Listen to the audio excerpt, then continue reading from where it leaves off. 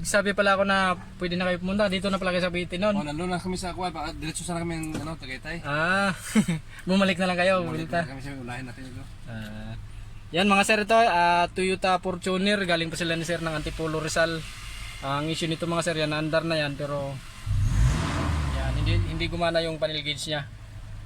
Yan, blackout siya mga sir. Simula pa to sa new sir, ganyan na talaga siya. Sa galing ng Mindanao ito, gano'n na. Galing pa tong Mindanao, palang sasakyan. Ganito na talaga siya, blackout na sir. Yung pag galing dito, pag umaga siya, magkuhan pa siya. Pero yung kuhan, iilaw din siya ulit. Pero yung doon sa Mindanao, kuhan pagdating ng March sa tayo. Ganito na siya, tuloy-tuloy na. Tapos pag mainita lang siya, tapos i-on mo lang yung babalik din yung niya, tapos pumapan, mawawala ulit.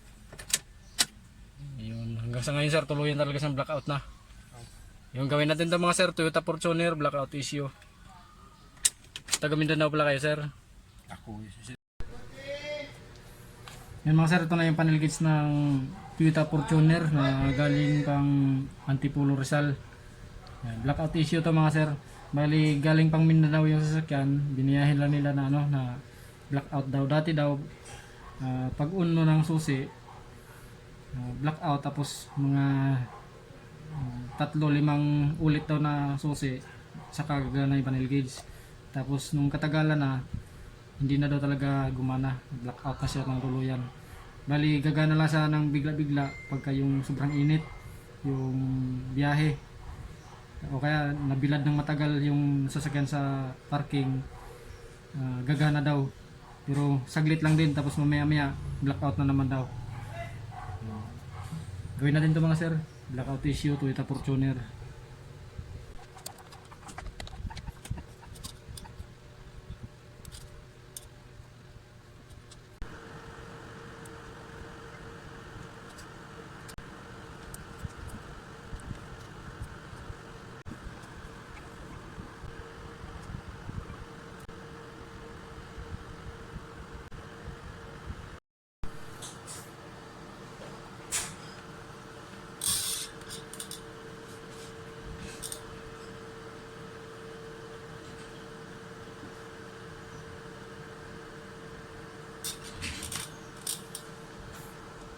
Yun mga sir, after repair, testing na natin to sa unit.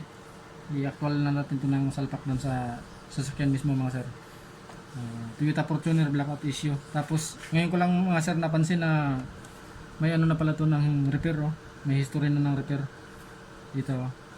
Ni-resolder na tong yung malaking IC ito, yung processor nya, resolder nya. Tapos yung sa hindi ko alam kung anong pinagagawa nito, kasi itong EEPROM nya may hinang na rin.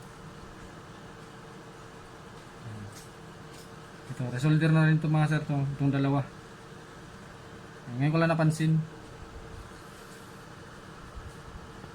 Kabit na natin ito mga sir sa unit para malaman kung blackout pa rin. Yan mga sir, ito na yung panel gauge ng Toyota Fortuner mga sir na galing Antipolo Rizal. Yan. Bali may history na pala ito mga sir ng ng repair doon sa Mindanao. Kasi galing daw ng Mindanao itong sasakyan mga sir. Hindi na repair doon sa Mindanao. Bali muntik pa na nadali mga sir. Buti na ko pa na remedyo ko pa talaga mga sir. Kasi ang issue nito mga sir, blackout.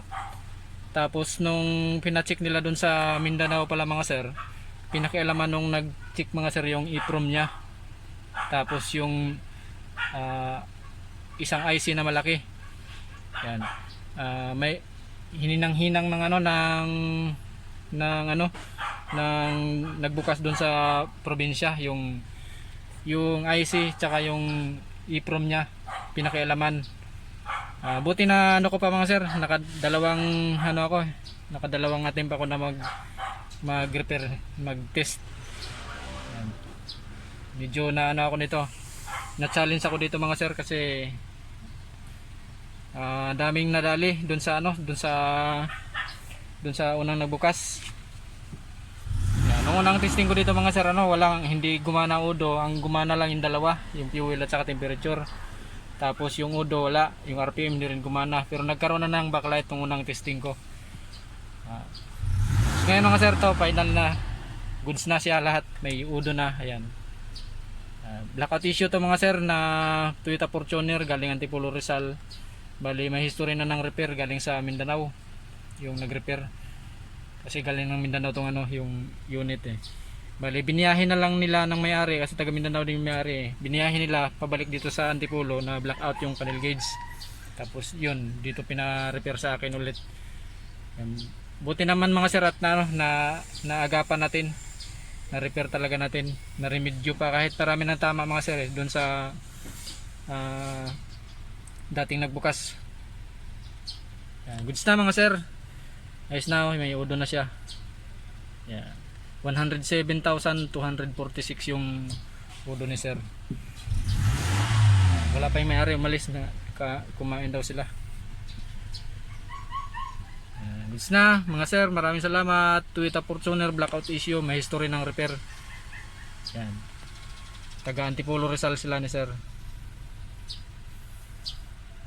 Maliwanag pa naman yung backlight nya.